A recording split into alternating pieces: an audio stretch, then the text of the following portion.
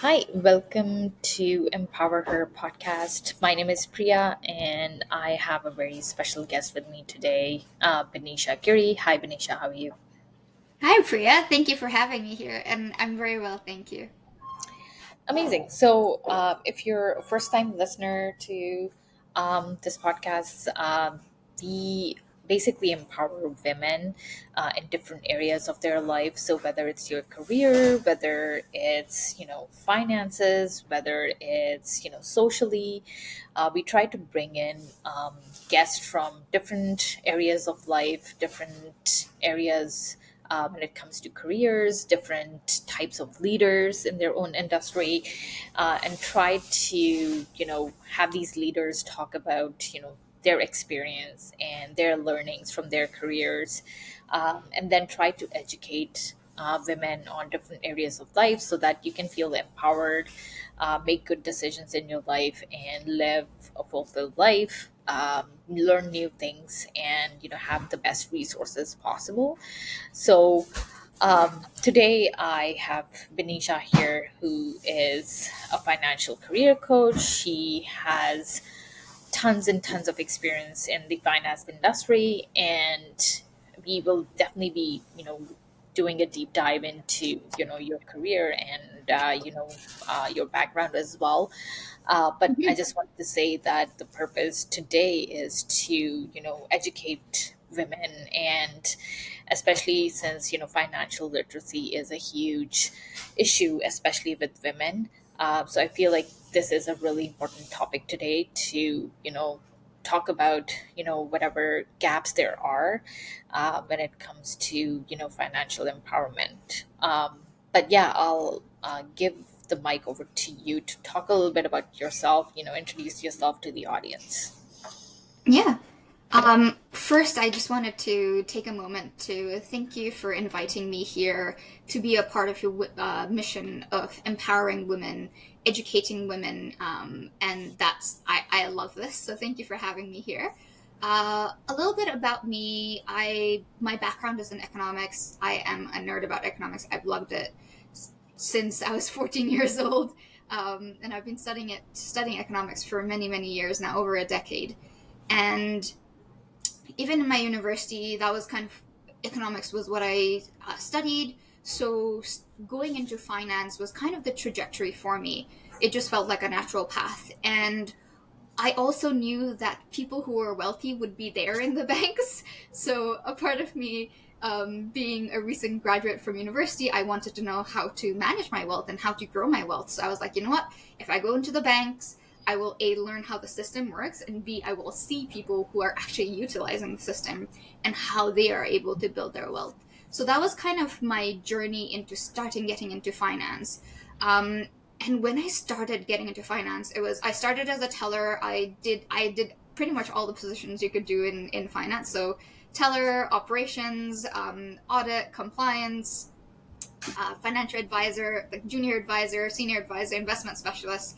So I've basically been through the whole chain, and I realized that once I was there, people, no matter what their income was, let's say they were earning about 30K a year or even 3 million a year, there were still these core challenges that they faced. And it really revolved around education, financial education. And to me, being in this financial world, having had all of this knowledge from economics that I brought in, finance to me made sense. Investments to me made sense. And I realized that it didn't make sense to a lot of people. So that's what really built this passion in me to be like, okay, I'll help you with the strategy, but I also want to educate you on how the strategy is impacting your life. Because I realized when you just give someone the strategy without having that background knowledge of how each of these things are helping them to meet their goals, in the time horizon that they need, they're able to stick with it for so much longer versus when you don't have something like that. Even for me in the beginning, when I didn't have any investment plans or investment knowledge and I just did something, I wasn't able to stick with it. So that's a little bit about me and my passion for why I'm here, why I'm helping people with finance and education. And yeah, I think that's a really important, job, especially, Yep. Since there are not a lot of like women who are in the finance industry. I mean, obviously there are so many much more than it was like maybe years ago, but I still feel like Yeah. there's I fields where. think in North America, statistically, my numbers might be a bit off, but we're in the low teens. So, like, let's say maximum 12% to 15% of Mhm, women who are financial advisors. And the average age of financial advisors in North America are also 69. So mhm, their strategies, their thought patterns, their planning is a bit different too from what the world has changed to now, especially with how much technology has changed the world. So yeah, mhm, with what you were saying, women in finance is definitely um, a rare subject, and I'm happy to be here representing women in finance. mhm, And with this talk today, I also really want to empower women to take charge of their finances. And I really hope that from our conversation today, you're able to learn at least a few things and you're able to implement it in your life. mhm, definitely. So talking about financial literacy specifically, why do you think it has been such a gap area, especially for women? Gap, I feel like it's the biggest part is historically women weren't the ones who took care of money, who they weren't a part of the money conversation, so yeah, maybe they did a little bit of budgeting with buying things for the house, that kind of thing, but the conversation about building wealth, building generational wealth, that dynamic for women was not really there. And even, I would say, even for highly educated women now in this day and age, in like 2025, I still meet a lot of women who feel insecure about things like investing, not because they can't do it, but just because they haven't had someone who guided them through the process, someone to take a step back and teach them. Whereas generally for men, it because you're raised as you are to be the provider, you have Mhm, these conversations with family, you have these conversations outside of your family circle, even as colleagues. I find a lot of my male clients have conversations about money with their friends and their colleagues, and women mhm, don't. Like, they mhm, they might have a little bit of conversation here and there with their close friends, but it's like I never come to an appointment and one of my clients is like, hey, do you know I talked to my buddy and this is what they said. It's typically something like that is like what a man will come and say. So I feel like it's just that women aren't exposed to this conversation enough, so they don't feel empowered about it. mhm. Yeah, I think I definitely agree with that, and I can talk about like this about financial literacy as a woman myself, and like from my own personal experience, I've never had a conversation with another woman about you know anything related to how to invest, or how to manage your money. It's not about, and there's like definitely differences on how you think about money is. Now people are like talking about building wealth, and initially I used to think about money as just money is something that you just kind of manage and save, and you're not really thinking about, oh, like how am I going to build wealth. That's like a very different mindset that I had to like kind of change my mindset around that, because before it was just, oh, like how am I going to pay for this. That's how I would think about money. Yeah, And exactly. yeah, and then with women, I feel like the only time we are talking about money is like when we're spending it. Like, okay, how much money have you spent on this? And, things like that. But yeah, we're definitely not talking the way, I feel like men talk about it. And yeah, I think that's why we need to like start having those conversations and, maybe, shift that mindset. Definitely. Yeah, I would recommend men and women to go out there, talk to each other, what type of strategies they're using. Maybe somebody has a great strategy, or maybe somebody has a great financial expert. Talk, Mhm. see what other people are doing, because we learn from each other. So have Mhm. that conversation. Mhm. Yeah, exactly. Um, And then when it comes to, money and building wealth, I feel like, let's start with the basics. So basics are basically, saving, investing, and budgeting.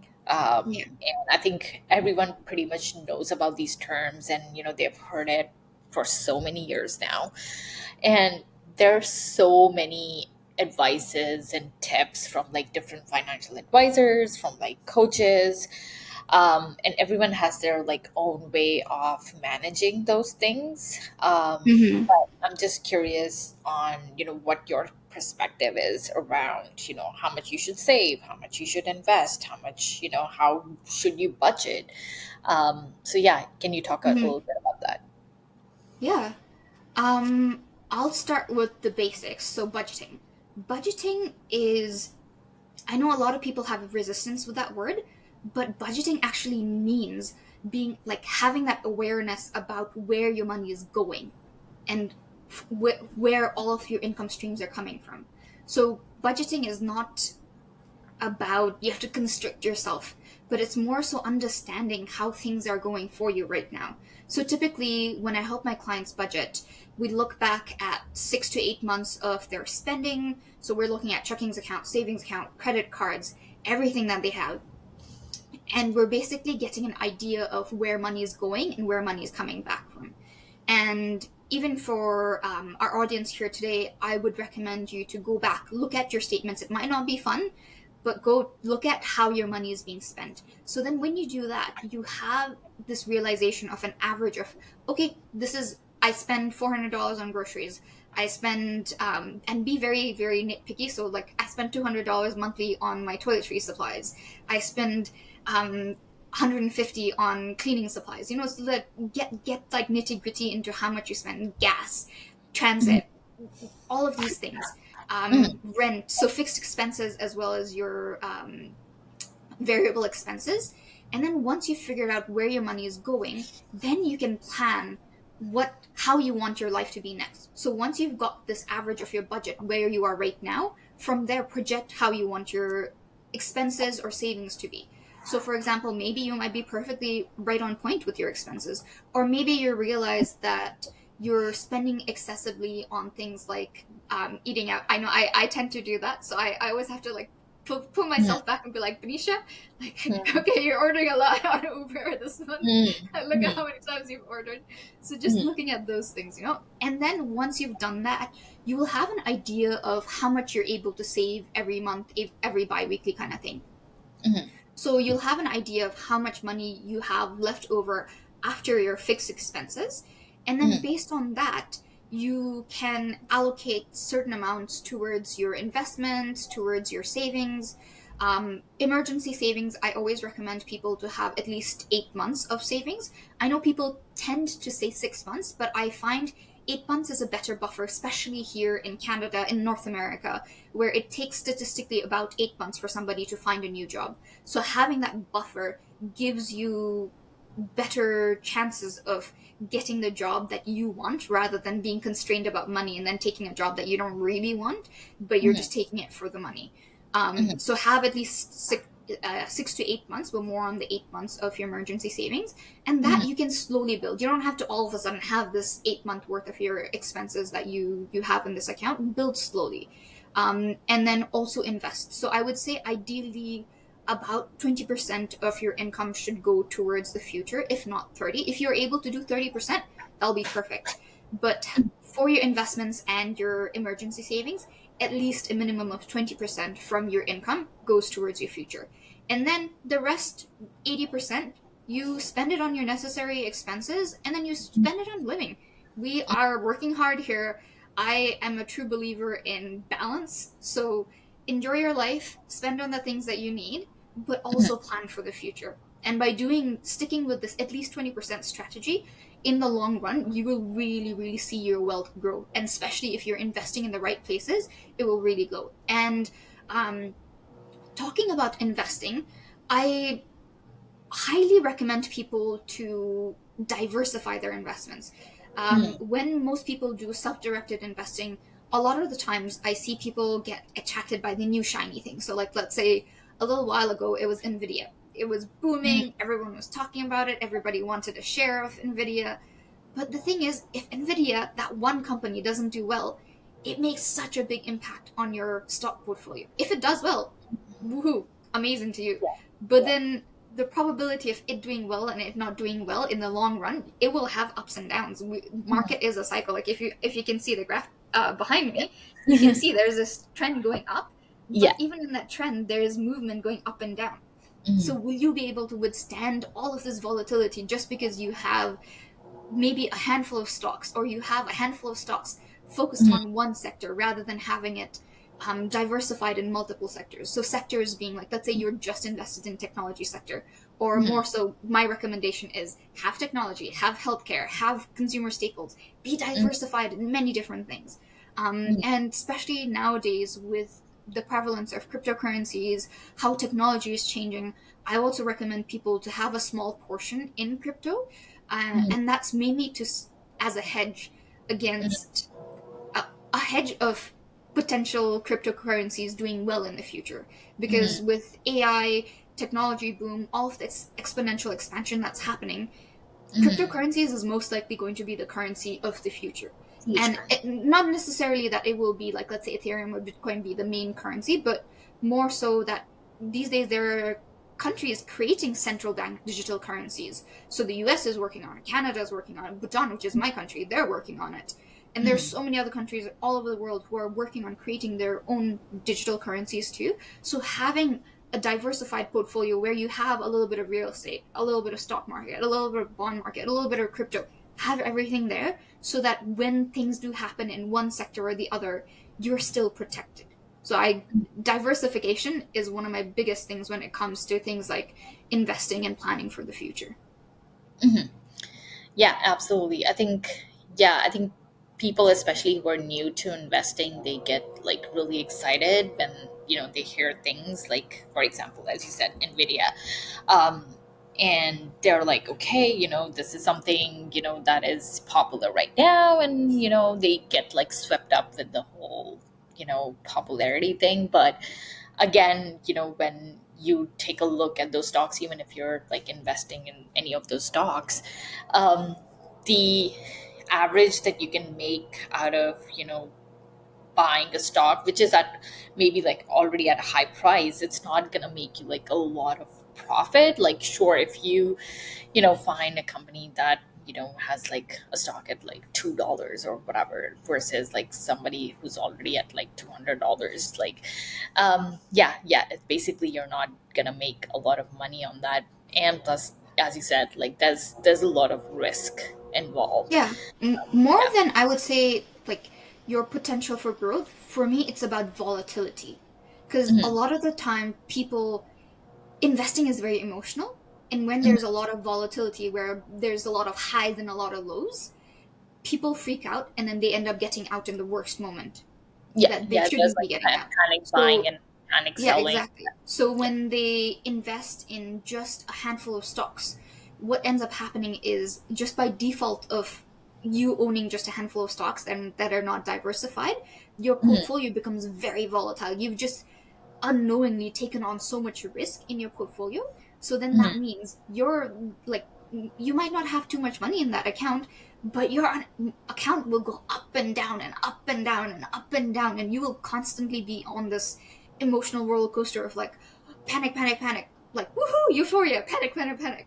So Mhm. and when you have these extreme emotions, you don't Mhm. end up sticking with it for the long run. So when you have something that's diversified that doesn't give you these spikes of emotions, you're able to withstand the volatility that's coming. Your volatility is also going to be not as crazy, so you'll Mhm. stick with the plan for much longer than you would have originally if you just had a handful of stocks. Mhm. Absolutely.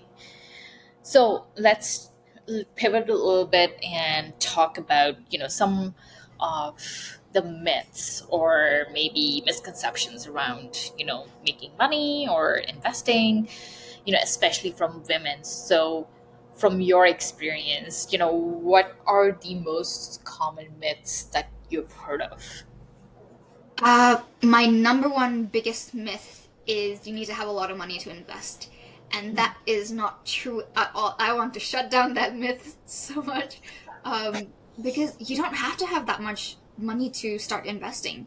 You can start with as little as $25. Most places, most mutual funds, ETFs, you can buy tiny bits of the fund for as little as $25. So you Mhm. don't have to be rich to begin. And another one I would say is that investing is too risky or too complicated. And I feel like I really want to let people know that that is not true at all.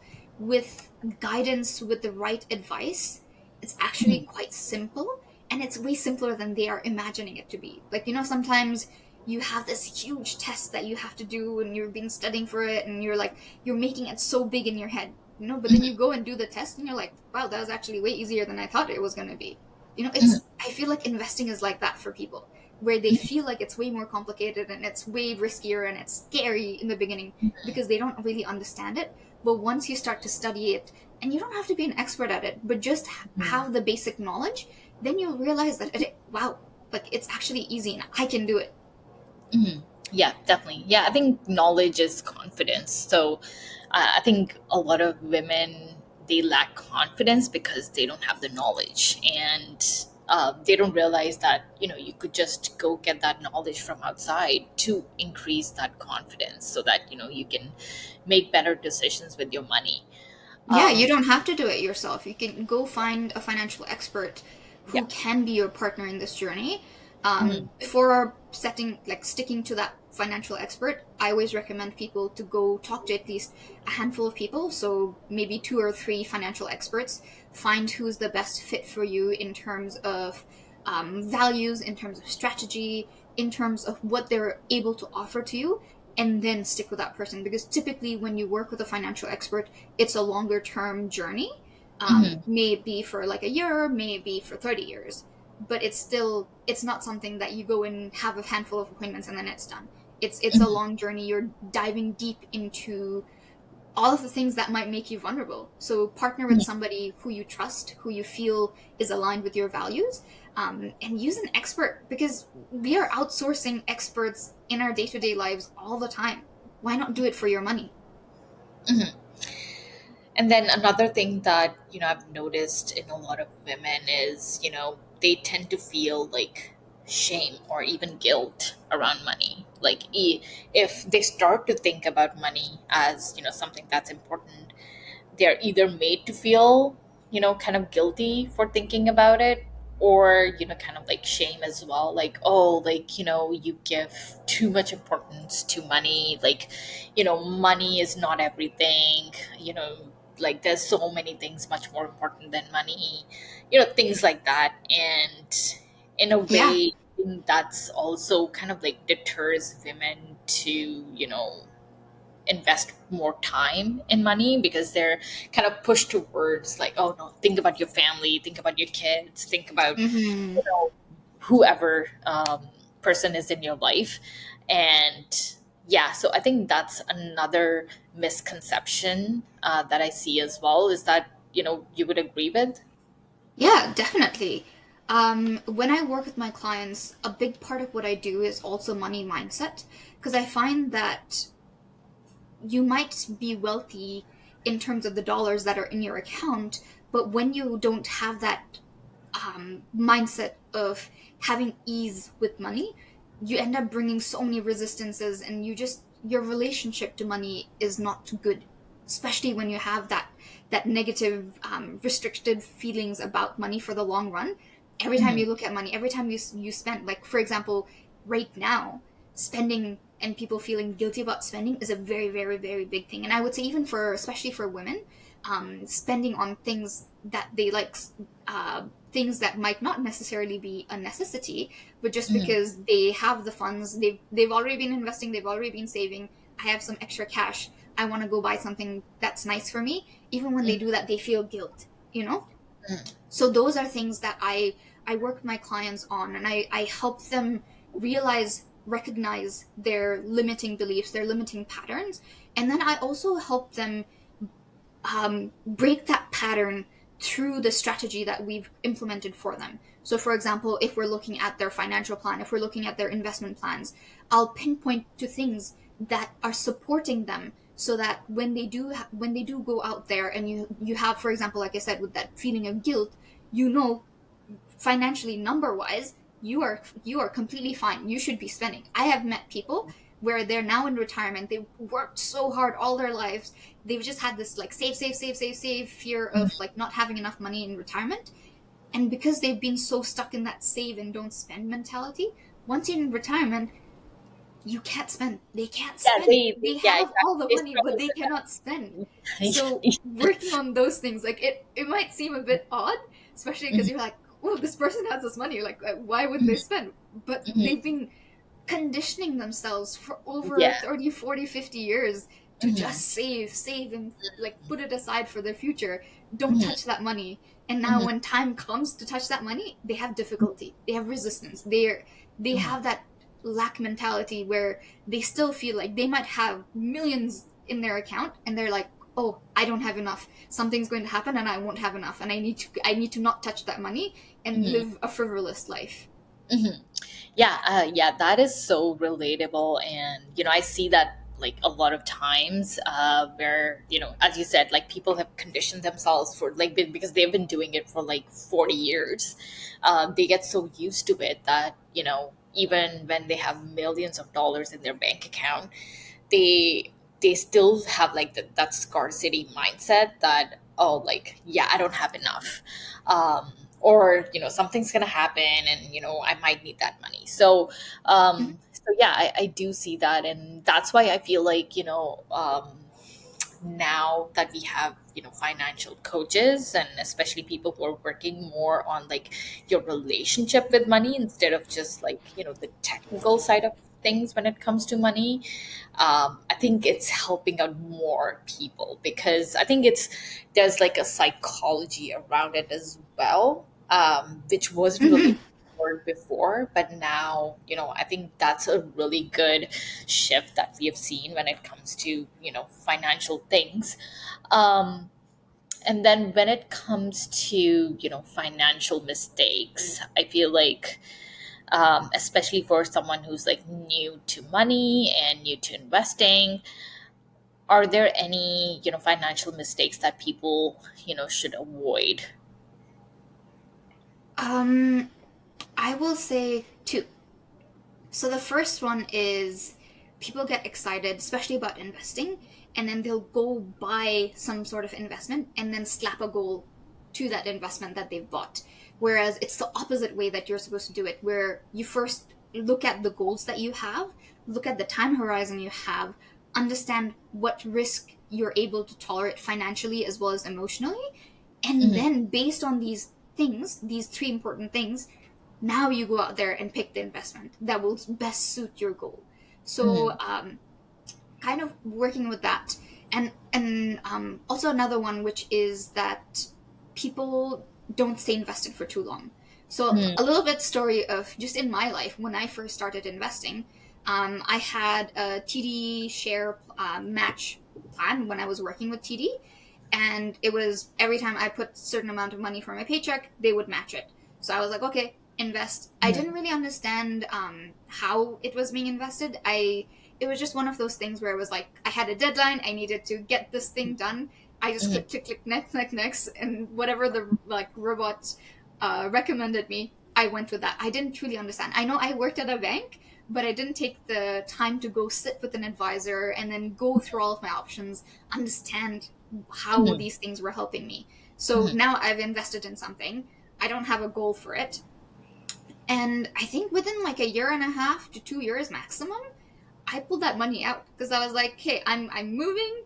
I need a little bit of cash to move. I didn't need all of it, mhm, but because I had the money, I was like, okay, mhm, I'm going to take it all out. I mhm, spent some, like maybe 30-40% of it towards my moving expenses, and then the rest I spent it. I mhm, most likely bought clothes 'cause I love mhm, clothes and shoes, so I mhm, most likely spent it on things like that. And mhm, if I had just let it stick, even if I had just let it grow for another 2 years, like I find with investments, especially with around that like 3, 4, 5 year mark, you really see the effect of compounding interest growing your investments. So even if I had left it for just a little bit longer, I would have seen that big impact on my investments. But because I pulled it out so much quicker when I didn't really need to, um, I ended up not benefiting from really investing. And Hmm. then also, I didn't stick with my investments because I didn't understand how they helped me with my goals. It was just one of those things. Like I said, when you buy the investment, you kind of put a slap a goal towards it. That's what I did. So that's a big financial mistake, um, and something that I would recommend people not to do. Hmm. Okay. Yeah. Yeah, that's great financial advice. And yeah, I can definitely agree that, I have also done the same thing as well, where, especially initially when you don't have much knowledge and information on, how compounding works and, how keeping, your investments for a long time can actually help you. But yeah, I think especially people who are new to investing, they definitely need to keep that in mind. When it comes to um, saving, or especially, since we were before talking about diversifying your portfolio, and another kind of mistake that a lot of people do, I think it connects with that, is like having your eggs in one basket. I just wanted to also you to talk a little bit about how you can diversify your portfolio. So as you said, like, you can do different sectors, and there's like so many other things that you can do. There's like ETFs and mutual funds, and so many other things. But what would you recommend to someone who's like new to investing? Like, can you explain a little bit about like maybe ETFs or mutual funds? Like, how do they work? Yeah, definitely. So the easiest way for anyone to get have a diversified portfolio is using indexes, their ETF index. So ETF, I like to explain to people as like a multivitamin. So you have this fund. Each fund is like, let's say you have multivitamins for women, for men, for children, that kind of thing. So now you have ETFs with different objectives. So they might be something where it's and the objectives are typically to do with risk. So it might be conservative, it might be moderate conservative, balanced growth, and aggressive growth. Those are the five that they typically have. If not, they'll have like seven, and it's a little bit more like extra aggressive and somewhere in between where it's like the balance is a little bit there are two versions. Hmm. So going with an index ETF where now you have these risk preferences that matches with you, and what ETFs do for you is that they are invested in multiple sectors and multiple countries on their own. So you can find indexes that are global indexes where you're invested all over the world, but you're also invested in things that are appropriate for your risk. So, for example, if you're somebody who is young, maybe in their late 20s, early 30s, or even mid 30s, and you still have quite a ways to go before you retire, and you have a long time horizon. Hmm. So, and assuming that you're going to retire in 65, so you have a decent few decades to help your investments grow, you're able to withstand a much higher growth, higher risk type of investment. So, for your retirement account, you would go with a higher risk ETF Hmm. versus, like, let's say you are looking to buy either your investment property or your first home in the next 2 to 3 years, even in the next like 5 years kind of thing. Then you would go with something that's a little bit more on the balance side of ETFs, where these fund managers who are managing these ETFs have already gone out there. They've done the research of picking these investments, may it be stocks, may it be bonds, and then combine them into a portfolio where it balances your risk. It balances this diversification aspect of things where you're invested in pretty much all the sectors, you're invested in different countries. So you have that automatic diversification of things. And then somebody else is managing it for you, and you pick it for your goal.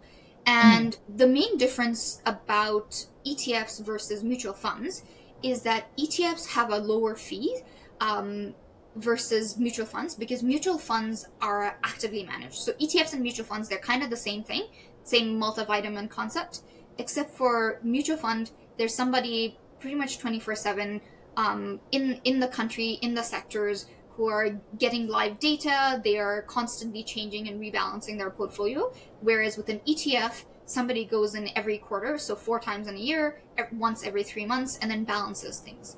But Mhm.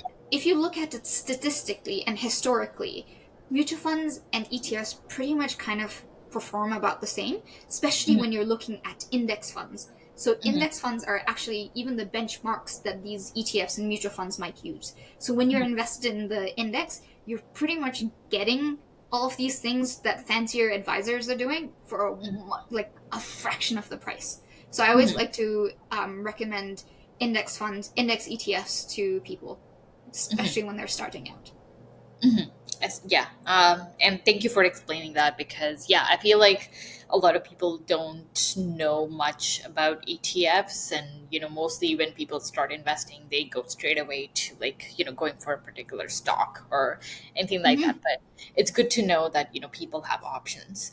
Um, let's talk a little bit about risk. So we've talked about risk so far, multiple times when, especially, you're maybe deciding what kind of ETF you want to invest in, or maybe, you're just thinking about investing, you're starting off, and people have different risk profiles. So I want you to, kind of explain to people, what those risk profiles are, how can you know what kind of profile you are, and yeah, go from there. Yeah. Um, Risk is a very, very, very important aspect of things. Managing risk is very important when you are curating your investment portfolio or you're curating any type of investments for your future. And that's because a lot of the times when people do things themselves, it either ends up being where they take on excessive amount of risk unknowingly, and that's typically men. So men take on excessive risk, whereas women go below the risk level that they're supposed to, because women perceive to resume. Mm. Um, Okay, so I think we were talking about risk before, and I want our audience to know, how to basically think about risk. So I know there are like different risk profiles, and you can assess what kind of risk factors there are, and how you feel about risk. So can you explain that a little bit and talk about how people can find out what kind of profile they are? yeah, definitely. So managing risks when it comes to investing is something that is very, very, very important for any investment portfolio. And it's very important for people to understand what their risk preference is. So typically we find that men take excessive amount of risk because they perceive the actual risk as lower, whereas women tend to take way less risk than what they can actually withstand. So I actually have a risk tolerance questionnaire, which Priya will be linking to this video. And it's just a handful of questions, 5 questions, where once you've answered these questions, you will understand how much risk you can financially take, but also how much risk you can emotionally take. Because a lot Mm. of the times when people look at risk preference or thinking about risk, people only think about the money side of things, or they Mm. might just think about the emotion side of things. So Mm. going through these questionnaires will give you a combination of money, so financial numbers, but also emotionally how much you can take. And then also in that document, you will see, based on the risk preference that you fall under, what time horizons you have and what type of investments that are investment risk you should take for your portfolio. So for Mm. example, let's say you are in your 40s, you're looking at your retirement, you're looking at maybe your children's education, and then you're thinking of some sort of a travel fund. So three different things, three different time horizons, three different goals. And they also have three different risk preferences, even though your risk preference, maybe it's like you're balanced, but because Mm. you have three different things in three different time horizons, your Mm. retirement, because you have a longer time horizon, will most likely be balanced towards growth. Whereas sending your kids to university might be coming up in like 7-ish years. So you'd be more in that balanced risk versus your travel fund which is something that you might be using on an annual basis or a biannual basis, and that travel fund will be on a like conservative type of investment. So understanding where you generally are in terms of your risk, and then also understanding based on the different goals that you have where you'd fall. So I highly recommend everyone to go through these 5 questions and figure out where you fall in terms of risk. And with risk, something that I also have to say is once you've been invested for a little while, you'll understand the feel of what investing is, going through these emotional roller coasters. And Mhm. then it might end up being that what, especially for women, like I said, where they perceive the risk to be much higher, you might end up getting more comfortable with higher risk. And you might actually come from where you are much lower than where you're meant to be, and then slowly over time come to where you're actually meant to be. Mhm. So go through these questionnaires every year, at least once a year, Mhm. to kind of reassess where you fall, and then Mhm. based on that change your portfolio. Because a lot of the times, if this is where you're meant to be and this is the type of portfolio you have, you're not going to be able to meet your goals and in the time horizon that you have set for yourself. So make sure that your risk matches where you actually are. Mhm. No, that's very interesting. Actually, I've heard that for the first time, that you can have like different risk profiles for like different goals in your life. So yeah, that is very interesting, and actually, yeah, that makes sense a lot. So so yeah, thank you for sharing that, and I'll be sharing the questionnaire in the description of the episode. So I encourage everyone to do that and find out what kind of risk profile you are. Now, when it comes to, deaths, I know that's like a very sensitive topic. Although a lot of people do have that. They have some kind of debt in their life, because obviously everyone uses a credit card these days. And if you don't have like student loan debt, or like maybe car, then yeah, you definitely have like some kind of credit card debt or something like that. Mhm. But yeah, I think that's also a very important thing that people also need to think about when they're thinking about, how to manage their money. Um, so when it comes to, saving, investing, budgeting, where does debt come in? Do you feel like, uh, when it comes to like prioritizing, like, for me, I think it would make sense, like paying off your debt first. That obviously makes sense. But yeah, what do you think about that? A balanced approach when it comes to paying off debt. So I look at it as, first off, how much interest are you paying on your debt?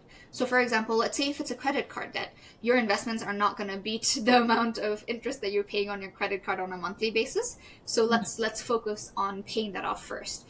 But let's say if you have some loan, or you have a line of credit that has a much lower interest rate that you're paying versus what you're getting out of your investments, then I would recommend doing both at the same time. So then that way you're still slowly paying off your debt, but at the same time, your investments are also growing at a much higher rate than you would be paying your interest on. So do both.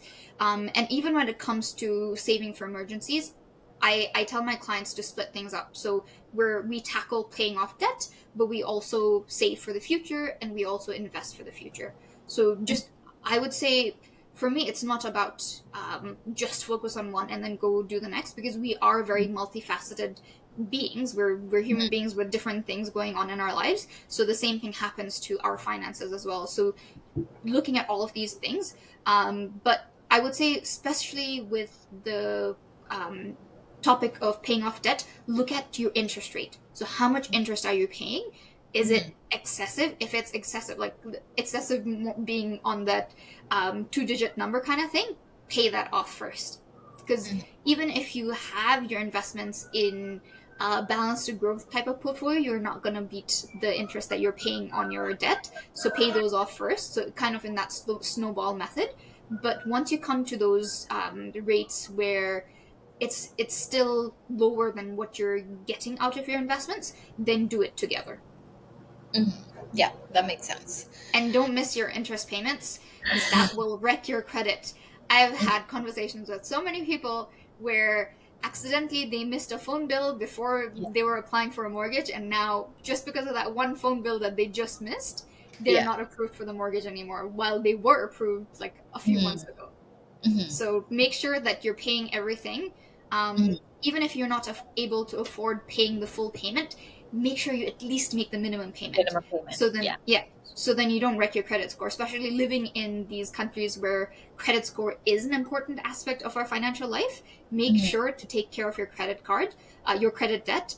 And typically with credit, there is a 30/80 ratio, because credit score is, it's an equation. There isn't a human being out there in the back of that screen going like, oh, this person, they don't normally miss payments, but then they missed this one payment, must have been an accident.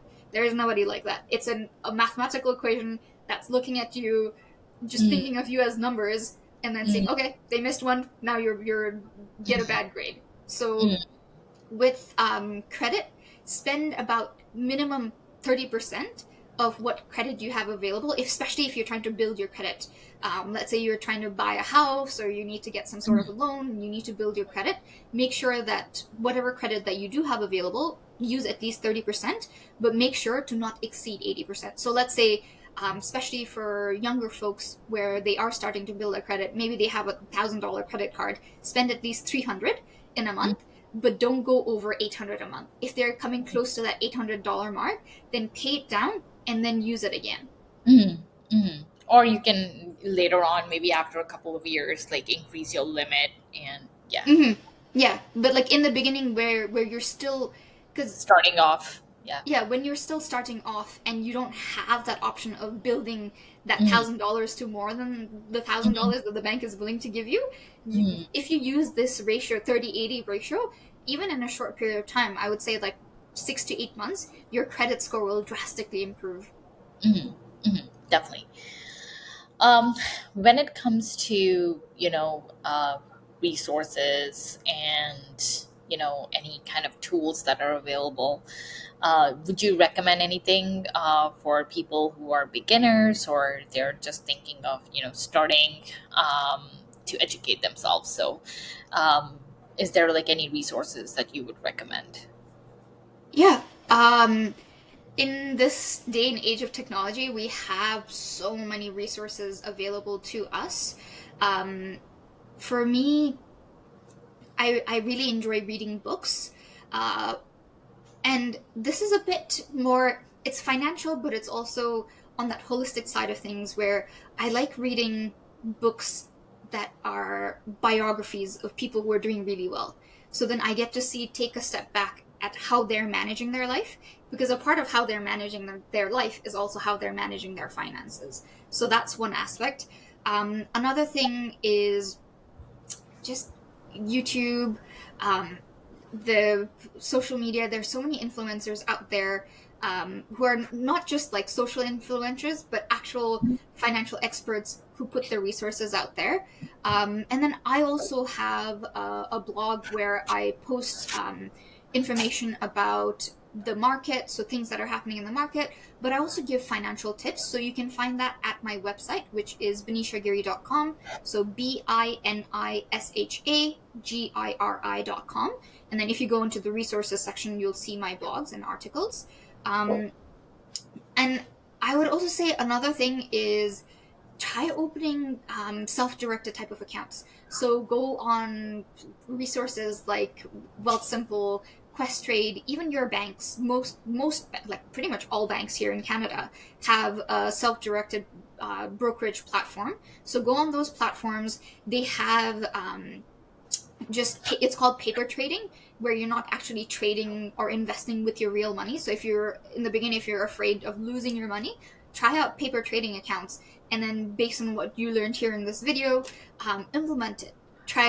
Pick out some index ETFs that you feel would be good for your risk preference based on the questionnaire that you just did, and then Mhm, go purchase it with the paper money that you have. Wait for a short period of time and then see how they do. See, get the feel of it. So go out mhm. there, explore, and then I would say read and learn from other financial experts that are out there. No, and that's really good advice as well. And yeah, a lot of those websites do have like their own tutorials as well. So, they have like made short videos on, what everything means and, how to go about, investing and, for beginners as well. So, yeah, a lot of resources out there. And yeah, I do encourage everyone to go visit Benisha's website as well. And then the last question I had, like, where can people reach out to you if they need advice or if they need to connect with you? Actually, I just want to take a step back, and I highly recommend people to read The Richest Man in Babylon.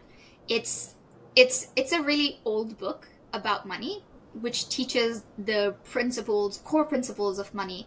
And it is written in Shakespearean English, so it might be a little bit more difficult to read, but there are lots of audiobooks on YouTube for free that you can listen to. So you can listen to it and then read it along. So it'll make the process much faster. And I would say The Richest Man in Babylon was one of, at least for me, this big propeller into moving into this realm of taking care of my money, learning how to manage things, understanding the core principles of money. And then going to your question of how can people find me, as I mentioned, they can find me on my website, binishagiri.com.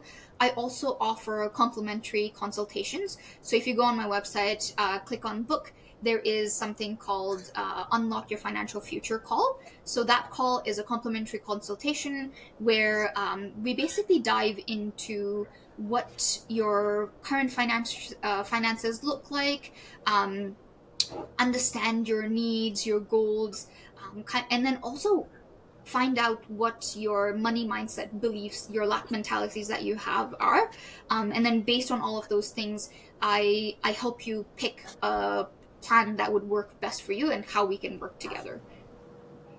Okay, awesome. And I'll link all of that in the description below as well.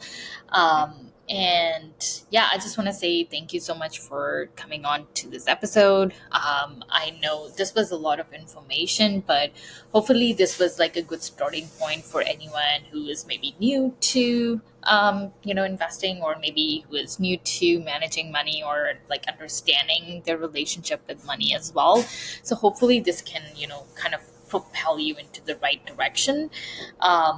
We will be talking much more about, a little bit more in depth about the types of investing. So I do really want to talk about, much more about, as we mentioned before, cryptocurrency. I think that's something that is definitely a lot of people are hesitant about, and kind of apprehensive, and they don't know a lot of information on it as well. So we will definitely be doing another episode where we can talk about that in detail.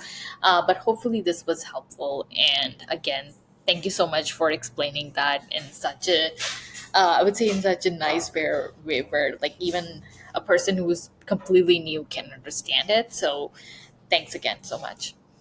Thank you so much for having me here today, and thank you for championing this project of yours where you're creating the space where we're educating women on different things in their life that can help empower their lives. And yes, thank you for reaching out and helping me share my information and knowledge about finances. I am so excited to have another chat with you about investing, looking at stock market, ETFs, mutual funds, cryptos. So that's definitely something that we have planned for the future. So stay tuned to Priya's channel, and then we'll have another talk soon. Awesome. And if you like this episode, please share it with others, subscribe, and like it as well. And I'll see you soon. Thank you.